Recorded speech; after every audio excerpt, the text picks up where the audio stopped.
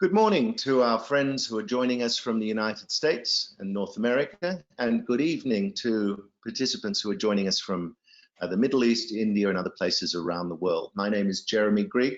I'm the president of Council Vision, and I'm pleased to welcome you to our session on how secure is your remote enablement, a lively and spirited interactive discussion between Hariharan Madhavan from GAVS, the Global Head of Cybersecurity at GAVS Technologies, Anthony Leatherwood, the Director of Global Information Security at SC Johnson, myself. I'll be moderating the call, and I'll be inviting you to join in via questions, which are available to you using the GoToWebinar question tool in the tool set for the platform that we're using this morning.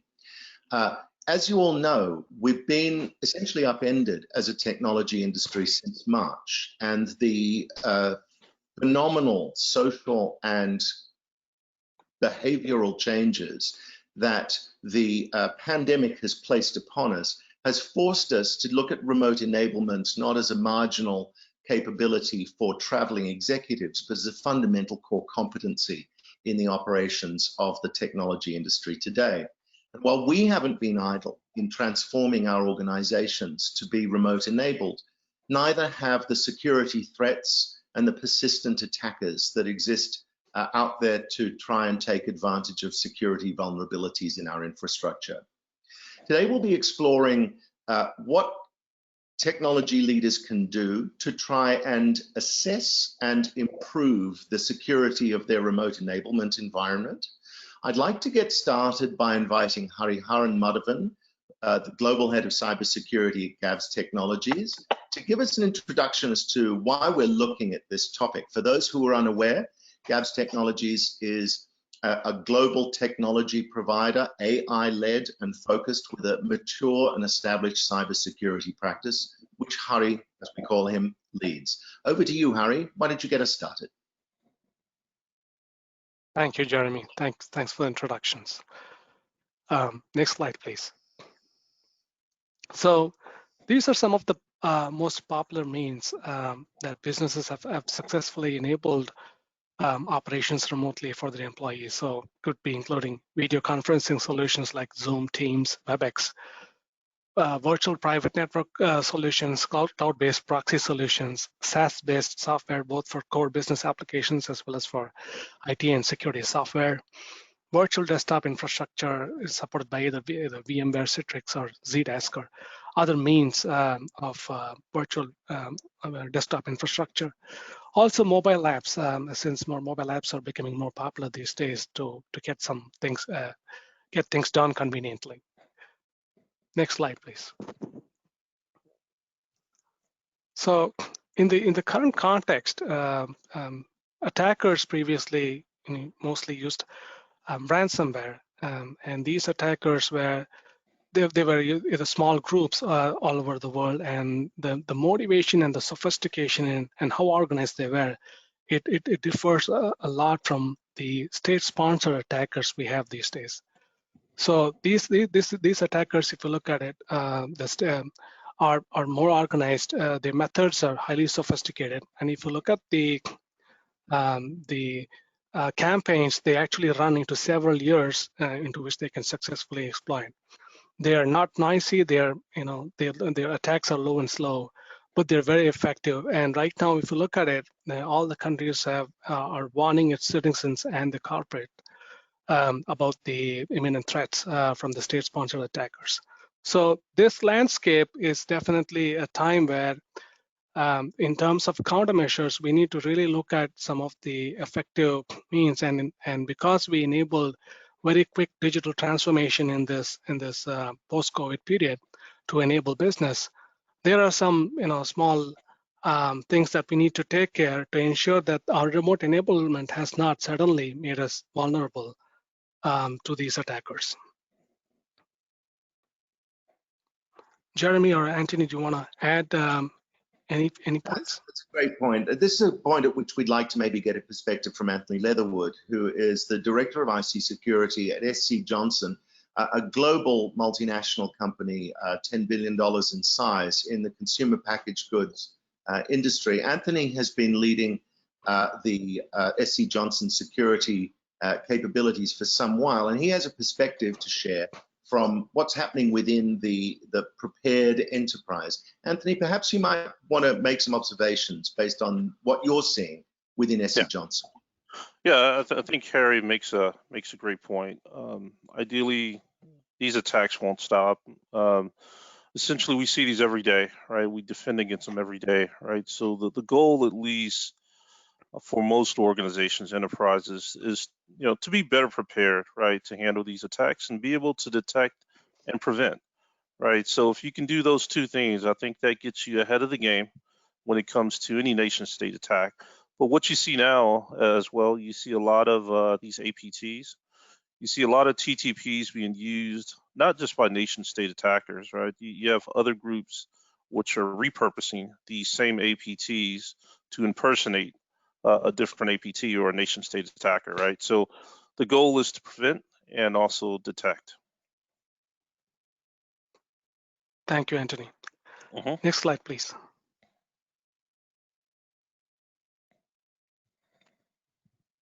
Can we just advance the slide, please? Well, while we wait for the slide to advance, there we are. Carry on, Harry. So these are some of the incidents and patterns that we wanted to highlight that the GAV security practices noticed during this COVID-19 period. The main reason that we wanted to highlight these incidents is to really throw light on the level of sophistication being carried out by these threat actors. So in the first two cases, there's really a targeted spear phishing email, and then the attacker is then going ahead and monitoring conversations with two different parties.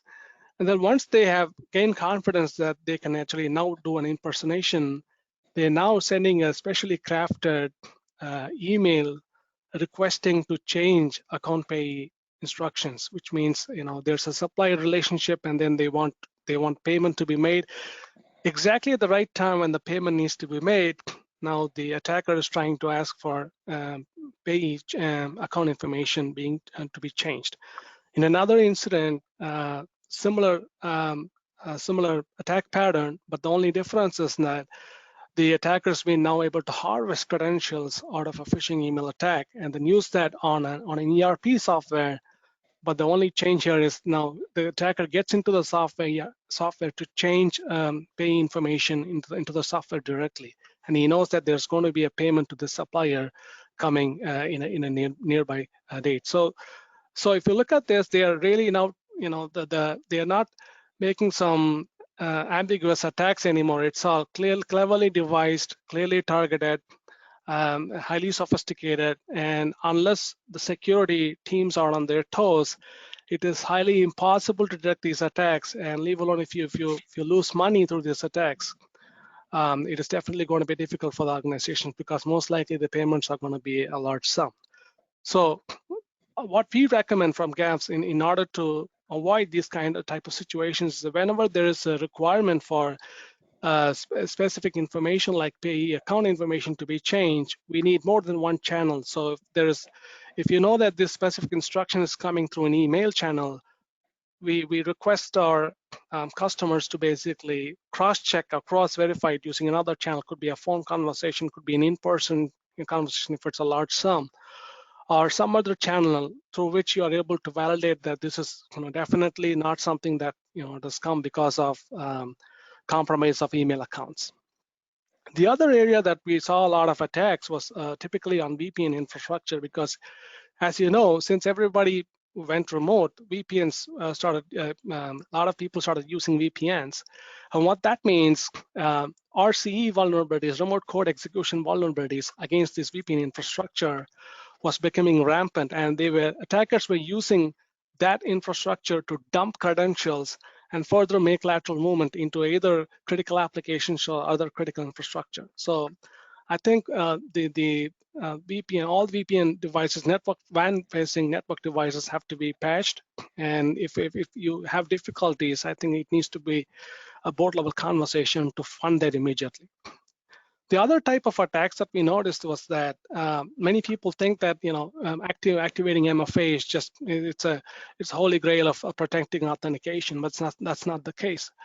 Well, one pattern that we saw was that attackers were taking dump dark web credentials and using specially crafted headers to bypass MFA, and then use that to log into critical applications, and then use that further for data exfiltration. If this is happening in a healthcare or other sensitive environments, this is definitely going to be a big problem for them. So the countermeasure essentially is to really look at MFA hardening, to look at all the exceptions that you've set for MFA and see if to really some pressure test that to see if that is really holding good, and also to use some user behavior analysis to see is there a big deviation from this user's regular behavior, to understand if that's a regular your actual user or somebody impersonating that an attacker using that user account.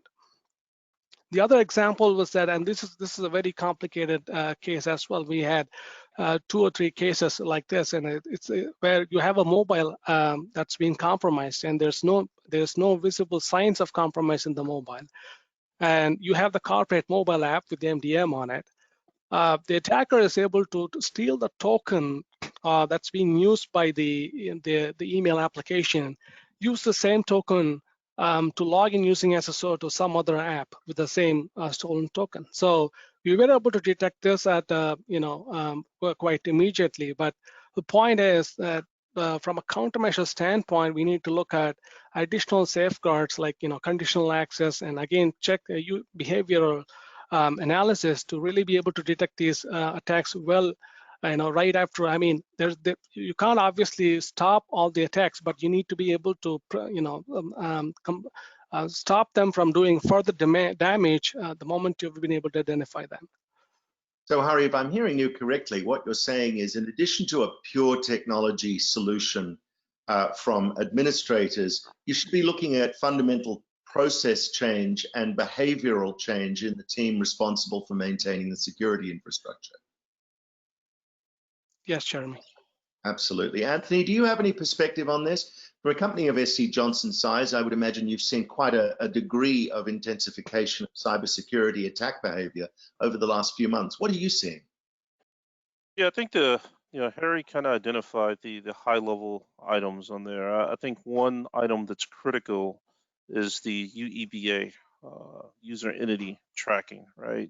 Which is key, right? You want to know what the good folks are doing, and you want to know what folks that are not so good are doing as well, right? So, and you want to be able to track that across all the assets in your environment. So the key would be essentially making sure that you have these proper fundamental aspects of cybersecurity complete before you move on to the advanced concepts within cybersecurity. So I think Harry identified a great point, which many organizations miss, is the fundamental aspects in tracking of assets in cybersecurity.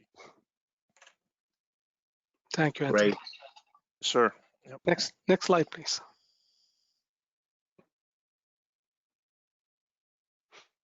So the other point that I wanted to bring up as part of this presentation is that for many companies, including us,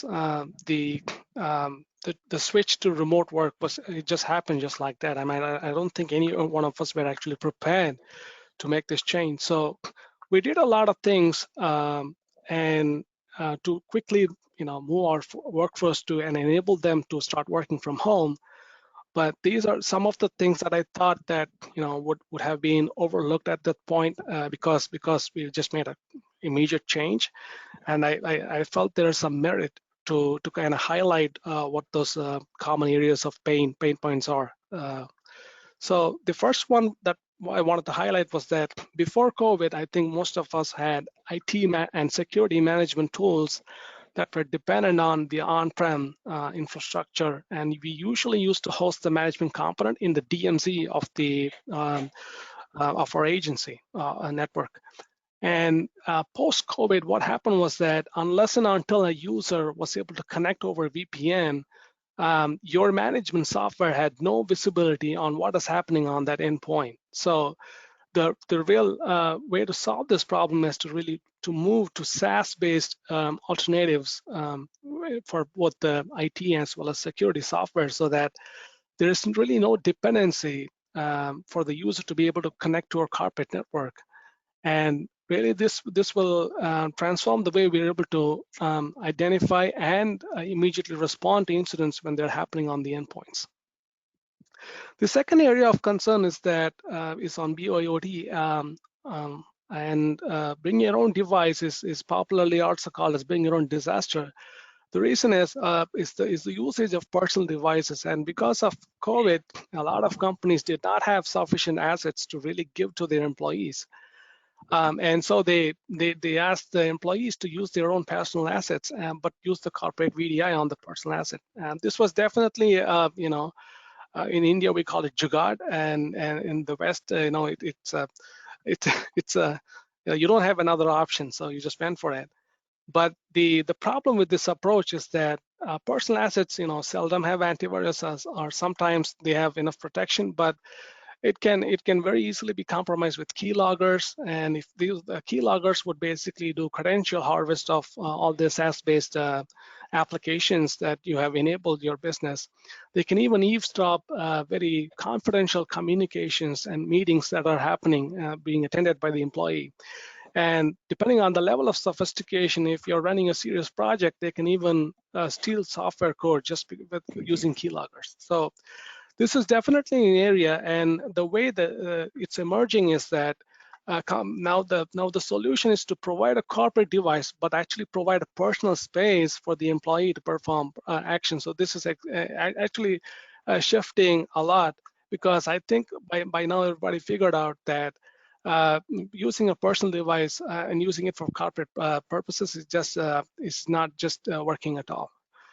The next area that I wanted to highlight, especially because we are seeing a lot of attacks using email as a vector, is that many of us don't have all the modernization. Some of us might be using SaaS-based modernized offerings, but for most of them, they may be using an on-prem based email solution that may not be completely modernized to give additional protection. And the way to really solve this problem is to integrate another external automation solution to give things like geo-blocking, geofencing, or analyzing things based on reputation, analyzing suspicious login, again, which is a functionality of UEBA. Also doing some automated phishing analysis so that it can save a lot of time for your security analysts. From a VDI standpoint, there is another pain point that the only way that people currently are able to entertain antivirus solutions within a VDI is by doing a lot of exceptions, adding a lot of exceptions to processes and whatnot. This while it improves the performance of VDI to a certain extent, it also exposes the whole platform. The more advanced solutions, modernized solutions, which are available today, is to have dedicated appliances that can take off the load of scanning the VDI instances. So that is how it's being dealt right now. Patching, got completely sabotaged after COVID. So most of the workstations are not getting patched because they're not connecting to the corporate network anymore. For those corporates who had a mechanism to allow either cloud-based proxy or a VPN, they are actually better off than those who were originally have not factored this in the beginning. So I think remote patching right now, as it stands, has to be delivered from some cloud-based solution, and those solutions have emerged. It's the right time for enterprises to look at that, because that is the future, and that's how we can safely enable remote work without compromising on vulnerabilities and security as such. Great, Hari. Thank you very much. So let me ask you a couple of questions there, and let me also remind participants on the call, we are absolutely hoping to hear from you in the questions box. So please feel free to submit a question, and we'll make sure to present that question to our presenters today. What I have to ask you is this: in the time of COVID, we've seen a number of effects that have flowed through to the technology supply chain. You mentioned, for example, in the BYOD example, that it was tough for enterprises to get access to enough corporate-owned infrastructure, that they were forced to deal with access via individual devices in a BYOD environment. Do you find that there's enough of that constraint, that supply chain constraint active now, that many of these problems are still persistent problems that need new solutions? Or are you starting to see that supply chain constraint easing up a little? Supply chain constraints are easing up a little, and the guidance given by the vendors themselves these days is to actually use one of their prescribed thin clients over any other type of repurposed asset. But it is completely easy, and this is the right time for enterprises to really relook at that and make necessary investments as required. Great. And this is really a question for Anthony. A lot of the phenomena which have been identified by Hari on this slide appear to be phenomena that are most manifested in organizations who have been led by events in COVID, who are perhaps in more of a responsive mode than a proactive mode. And I know that you feel inside SC Johnson that much of the work that you were doing in introducing a digitalization culture sort of shielded you from some of this stuff. Could you share your experiences for the audience on that, Anthony? Yeah, there's many products out there, and I think Harry did a great job going through the different objectives here. One thing you can't really, most organizations you talk to today, you'll talk to an organization, they have a 5-year digital transformation roadmap, right? A lot of those roadmaps have been collapsed down to 6 months to weeks, given the COVID crisis. And so in order to do that, you have workers out in the field that are essentially everywhere.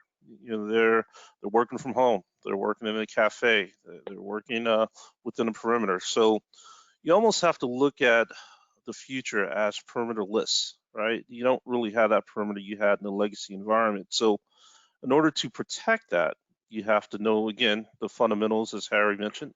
You have to know your assets, right? That's going to be critical there, but you also have to know how to protect those assets. And one of those is the zero trust access model, right? You'll see that a lot in Gartner, you see it in Ian's research, you see it within enterprise organizations. You want to be able to leverage zero trust so folks can only get to the access they actually need, right? Especially in the work from home model, so you can secure that. But also number two, what you can't manage, you can't secure, right? I mean, I think, Harry, you talked somewhat about that when BYOD, but ideally, even if you have BYOD in the environment, you want to be able to manage those devices as well, right? If not, you can't effectively say you can secure that device or that asset that's in your perimeter or in your extended perimeter. So that's the key. But I would say this, as an enterprise, don't be scared to move forward digital transformation. It really doesn't take 5 years to do. I mean, this is proven during the whole span of COVID that we could effectively deploy digital transformation, meet the needs of the business in a matter of months than years. So, Anthony, that's a good point. In what I do in Council Vision, I work with technology organizations and their most important customers. And one of those was recently telling me that they've managed to do 6 years worth of digital transformation in 6 months because they've simply been forced to do it. The organization at the top level of its leadership realizes that there is no choice but to bring this forward in order to be resilient in the post-COVID environment. And you have to think of the business too. I mean, the business, when you start leveraging these concepts for security as applied to digital transformation, they love it. Essentially, the business is action for more demand for securing digital transformation assets, right? Because, what's the two things there's a couple things that matter, but, we're in business to make money, right? In order to do that, we need to have efficient technologies out there, but also in helping the environment and helping the employees. I think it's key to make sure that we have these capabilities available for the business that they can leverage on demand, which is key for us. Yeah. Great. So I have another question for Hari, and that is about the virtual desktop infrastructure. You've alluded to it here, that seems to present a solution unless the endpoint is compromised. Is there a solution, a strategy that you believe enterprises who've moved to a VDI architecture should be adopting now? Are there small steps they can take that give them some real improvements in their security, or is this something that has to be rethought at a fundamental level? So there are specific hardening steps, and I think that is I've covered it on a subsequent slide. But essentially, to really put it in a nutshell, there's specific hardening that needs to be done. There's specific integrations with your existing security solutions that need to be done to be able to effectively stop any attacks right in the beginning. Great. Thanks, Hari. Next slide, please.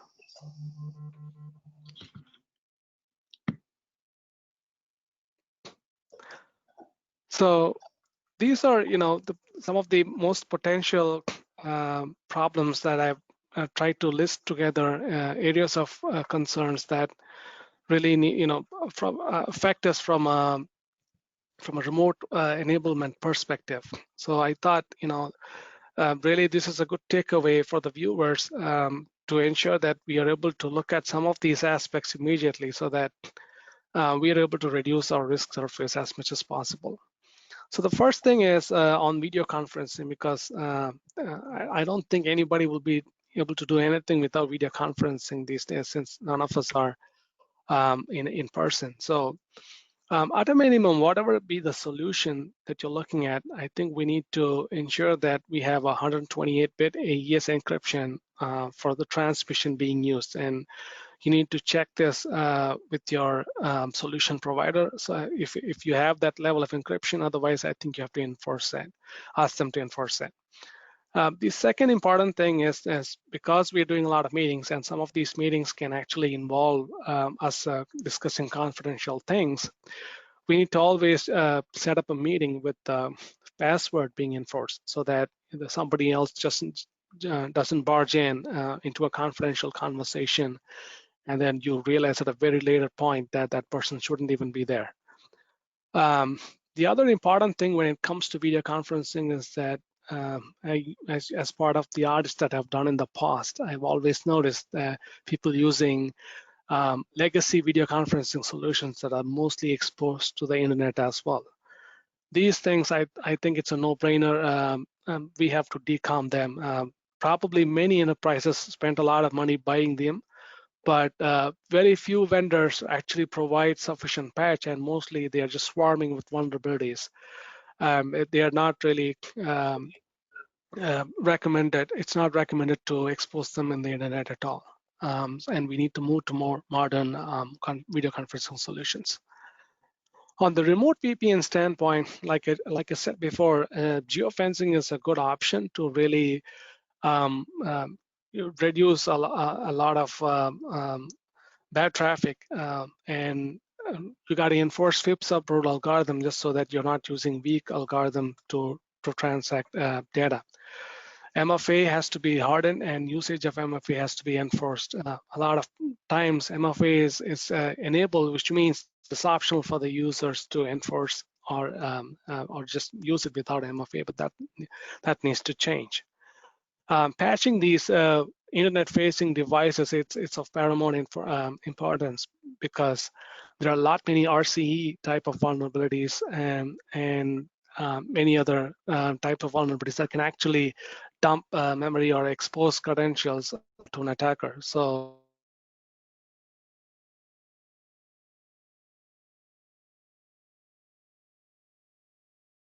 it seems like we might have lost Hari. Such is the nature of the vulnerabilities of video conferencing we just discussed. Hari, we lost you for about 20 seconds or so. Do you maybe want to do a little bit of a rewind and come back to the end of the patching discussion for us? Yes. So I was just telling that patching these internet-facing network devices is of paramount importance, because there are a lot of remote code execution vulnerabilities and the kind that can actually dump the memory from these network devices that can expose credentials to attackers. And so if an enterprise does not have the support contracts required to be able to download and apply these patches, I think this is the right time for network administrators and security administrators to explain the risk and get them fixed, because this is a key component in the remote enablement that we are doing. Also, another important thing when you're doing the remote VPNs type of solutions is to assess the health, or to be able to do some scans on the endpoint before they're actually allowed to connect to the network. So if a particular endpoint is not compliant, like it does not have an active and not disabled antivirus already, we call it statement of health. But so essentially, if it has problems like that, those endpoints should be prevented from being letting them connect to the corporate network. Like just Anthony mentioned, zero trust is the new mantra, and any solutions that can actually enable you to isolate a machine that is participating in the network from talking to another machine without explicit policy is the new way to really allow, to really not allow attackers to do lateral movement in your network. Yep. The next key area that we're looking at is authentication and authorization. So from an authentication standpoint, there's a lot of modernization and maturity that has now come with some of the latest solutions, all the way up to passwordless authentication.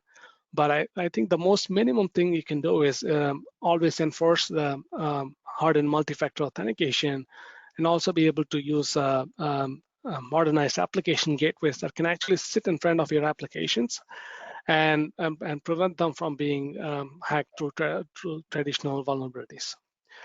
The next area is, of course, authorization, and this has become more important area. Traditionally, authentication used to be more important. Now authorization has gained a lot of importance as well. And with the latest technologies in digital identity governance, we need to promote segregation of duties, because the lesser the exposure coming out of account compromise, the less likely data and other important things are to be stolen by an attacker. The more wider, it just becomes too easy for an attacker to do much more impact than with restricted authorization. The other area that we are looking at is mobile apps, and this has become very fancy for everybody as part of the digital transformation journey, to give an app for the most important functionality. So right from checking key stats and enabling workflows, approvals, all of that is being enabled through mobile apps. But what organizations are forgetting in this journey is that these apps are they are good entry points, seldom overlooked by a lot of organizations. They use other rogue apps which are floated in the App Store to then use to inspect and do credential theft and to steal confidential information from the other apps. They may even serve as potential entry points for the attackers after they have stolen OAuth and other types of bearer tokens from these apps. So this is really important for all enterprises to really to kind of pen test their apps and see if they really stand in a test of all the secure standards, and to see if it's really safe to float that in the App Store. Like I just told Jeremy, there are a bunch of hardening techniques to be done in terms of securing a VDI. And so many people think that since I have VDI, I don't have to worry about ransomware. That's not the case. When somebody is using VDI, it could be even a non-persistent VDI, but the moment they are connecting network drives into that VDI, what happens is when the malware is or the ransomware is just unwrapping itself, it takes a while for the user to figure out that something is happening in the background. But unfortunately, by that time, if you have very wide access on file shares, especially, it starts encrypting the files in the network drives. So I think it's very important to restrict the access, especially write access, for users who are accessing information using VDI. Since this VDI is actually sitting right inside your data center at times, if you're hosting it internally, or in cloud infrastructure, it is very important that we, kind of really segment and if possible, do things like zero trust, which means not allowing that segment to talk to any other segment without specific policies allowing it to make communication, because then you're just making it too easy for the perpetrators to get into the heart of your network. Other important key things that I want to highlight as part of this presentation is to ensure that the logs are being redirected to another location, because VDIs are usually non-persistent, and when somebody logs off, you lose logs, especially if you're looking at some investigation. Again, from an AV standpoint, I did give the some of the best practices to use appliance-based scanning if possible, and to use application whitelisting, remove administrative privileges, and disable client USB drives, and of course MFA also, so that we are really able to give this pleasant VDI experience to our users, and at the same time enforce maximum security to protect our business. The next key area that I wanted to talk about is on backups, and backups are very important, not just to us, but to the attackers as well, because guess what? So somebody's trying to execute ransomware in your environment. Most likely their objective is that you lose your data. So they're definitely going to come, they're going to come after your backups as well, because they don't want your backups to exist in the first place. What we have noticed from a GAVS, the security practice standpoint, is that we have noticed most attackers first killed the backups or targeted the backup servers in the first place before they went after the actual data. This is a kind of maturity in the way they're operating. So we need to ensure that from a solution standpoint, your backup infrastructure is immutable, which means that no matter how, who is trying and what way they try, they just can't destroy those copies of data that you've made. So this is very key to your strategy as well, to ensure that your business continuity is not affected. The other two areas that I wanted to highlight as part of this presentation is a lot of us started using the cloud because of COVID, because we had to do digital transformation immediately. Our journey to the cloud was not a very planned one, and which means we just moved to the cloud without really checking on many of the security features. So I would urge everybody who's watching this presentation to consult a service provider like GAVS to ensure that you've connected all the I's and dots with respect to security configuration, because many times misconfigured cloud instances can cause more damage than an on-premise misconfiguration, because now this is more easy to search and more available across the many search engines that are available, and then so that's an important area for us to consider securing. The last but not the least is breach and attack simulation, and this is now this has actually caught up a lot of attention these days. So this is just a small mechanism through which your defenses are being pressure tested with small actions by a breach and attack simulation software that would essentially tell you how responsive your existing security defenses are. If there's a real threat, what is the likely possibility of you actually catching a problem like that? That's great. So I have questions for you, Hari. Specifically across these categories, to what extent do you believe AI tools are going to make it easier for the security team that's looking to try and address some of these questions coming out of the box right now? Thank you, Jeremy. I think it's a great question. The way AI is actually helping security teams right now is by actually helping us from the analytics side of the house.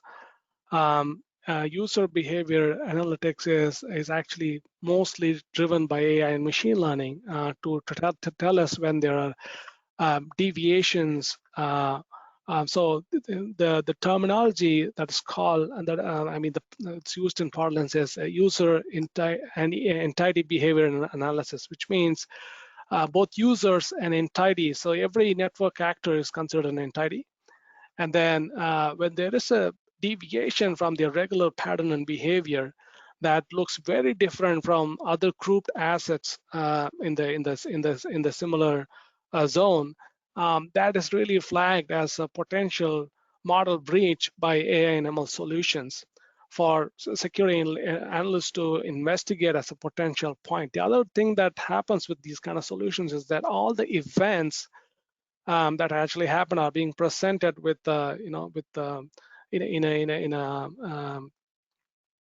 as a series, so that you can actually look at it from on time-based events and tell if this is looking like a potential attack. So it definitely helps, from a fatigue perspective in trying to detect the low and slow attacks, which are very difficult to just detect using traditional threat hunting mining methodology. AI is definitely, bringing the narrowing the gap in helping us identify those incidents very easily. Great, thanks, Hari. And now I have a question for Anthony.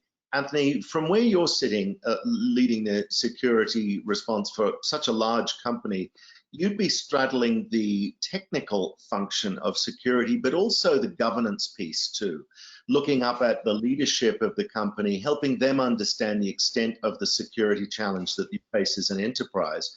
I know that issues of assessing risk and so forth are very important in your environment. I wonder if you could give people a bit of a sense.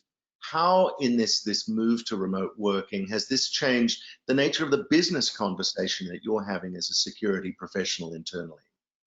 Yeah, great question.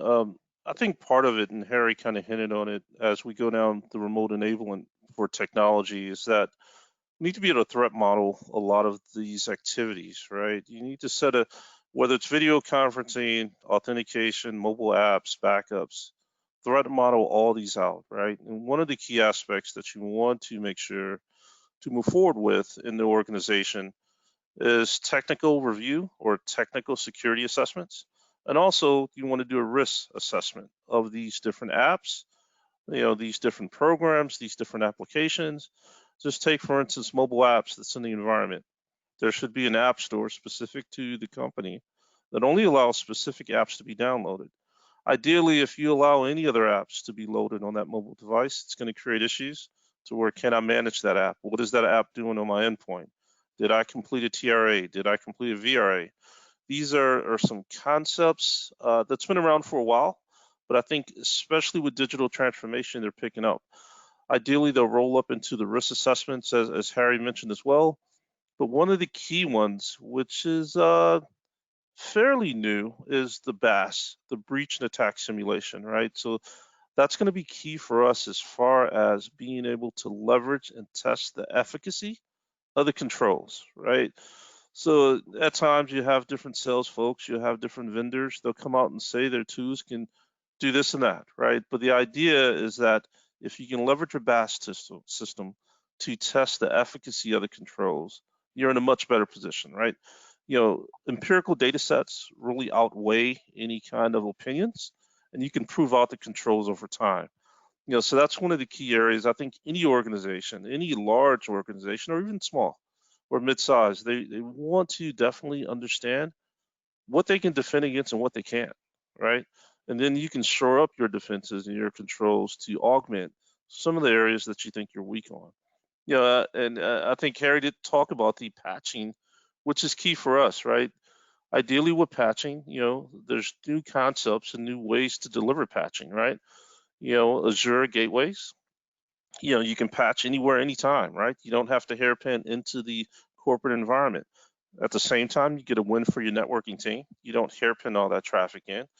At the same time, for someone working from home in the work from home model in COVID, they can patch their systems right where they sit, at any time, anywhere. So I think all these roll into a secure ISMS, and that's an information security management system. So, and that's key. Great. Anthony, can I ask you to maybe just expand on a point that you just raised? You were talking about the notion of a captive app store that your associates can use. And it comes back to a conversation we had a little earlier in the discussion, really, about bring your own disaster/device. We know that people are going to be bringing devices into the edge of the network. To what extent do you believe the desire and the need to impose centralized security control over those devices is a need that is understood and welcomed by your by employees versus having a circumstance where it's a generator of friction. In other words, if you are constraining security choices, does that cause much unrest or disquiet among the people affected? I think at least as far as digital transformation, which I think everyone's on that journey today, right? I don't think anyone could say they're 100% there. Most folks are on that journey. I think the key is not centralized or centralized controls, but decentralized. And I can still manage and control those assets, right? So if I'm behind the perimeter, that's fine. I can control that asset behind the perimeter. Or if I'm away remote, I'm in Chennai, I'm in Noida, I'm in Wisconsin, I'm in Texas, I'm in, Miami. I can control it anywhere in the world, right? And I think that's the key, because one, it increases the business's proficiency and the efficiency to get things done, right? And also you can better secure that app or that device or that asset. So the key is being able to compute anywhere at any time. That's the goal, right? If you can achieve those two things and secure that device, that asset and app, it's a win-win all across the board for the enterprise, for security, and also for the business. Great, fantastic. Yep. Well, I think, Harry, you had thought this would be a good time for us to entertain some questions from call participants. Yes. Well, let me invite you, ladies and gentlemen, if you do have questions for our presenters, please do submit those via the online platform. We'll be able to take those questions and get those answered right away. Does anyone have any questions for Hari or for Anthony?